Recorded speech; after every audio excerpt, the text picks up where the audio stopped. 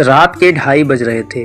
पूरा गांव सो रहा था, लेकिन एक कच्चे घर में कोई नहीं सोया। माँ चूल्हे के पास बैठी थी।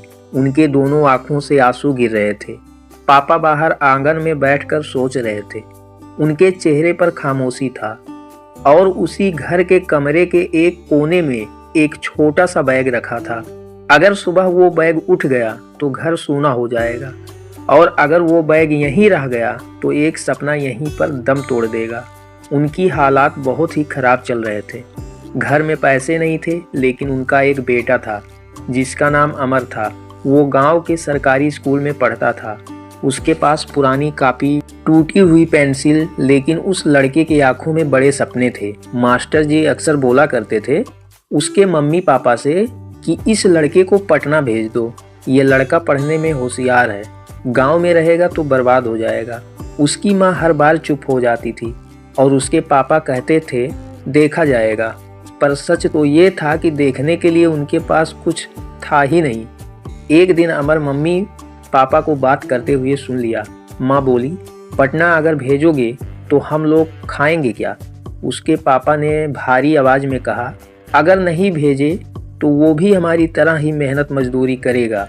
उस रात अमर मम्मी पापा का बात सुनकर रात भर रोता रहा और सुबह अपने मम्मी पापा से बोला, मैं नहीं जाऊंगा पटना।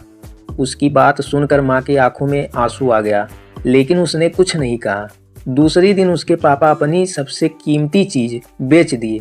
उनके पास एक बहुत ही पुरानी साइकिल थी जिससे वो हर रोज मजदूरी करने जाते थे, और माँ ने अपने हाथों में से चांदी के कड़े और पैर के पायल उतार दिए, उसको भी बाजार में बेच दिए। एक टिकट पटना के लिए और एक मुड़ा हुआ कागज और कुछ पैसे रख दिए।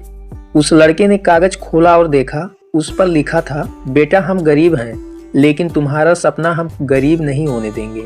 अगर तुम हार गए बेटा तो हमारी सारी कुर्बानी बेकार चली जाएगी। और अमर फूट फूट कर रोने लगा। वो सोचा पटना पहुंचना तो आसान है, लेकिन पटना में रहना खाना आसान नहीं। वो लड़का पटना के लिए निकल गया। घर से पटना पहुंचा। वहां पर एक कमरा था, छोटा सा। उसमें 6 लड़के और रहते थे।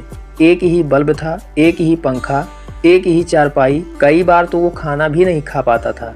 एक दिन उसके माँ का कॉल आया। माँ बोली, बेटा खाना खाया? बेटा झूठ बोला, हाँ माँ मैंने खाना खा लिया, बहुत अच्छा खाना बना था माँ। फोन कटते ही लड़के के आंखों से आंसू गिर गए। अगले दिन रिजल्ट आया। रिजल्ट बहुत ही खराब गया। लड़के ने सोचा, क्या मैं सच में लायक नहीं हूँ? उसी रात माँ का एक मैसेज आया कि बेटा आज तुम्हारे पापा का तबीयत बहुत खराब है, लेकिन उसके पापा बोल रहे थे कि मेरा बेटा ज़रूर पास होगा और हम लोगों का नाम रोशन ज़रूर करेगा। उस लड़के ने उसी रात खुद से वादा किया, अब या तो जीतूंगा या फिर टूट जाऊंगा, लेकिन अब मैं रुकूंगा नहीं। आज से रात दिन एक कर दूंगा। सालों बीत गए और अब उसकी मेहनत रंग लाई। वह लड़का टॉप कर गया।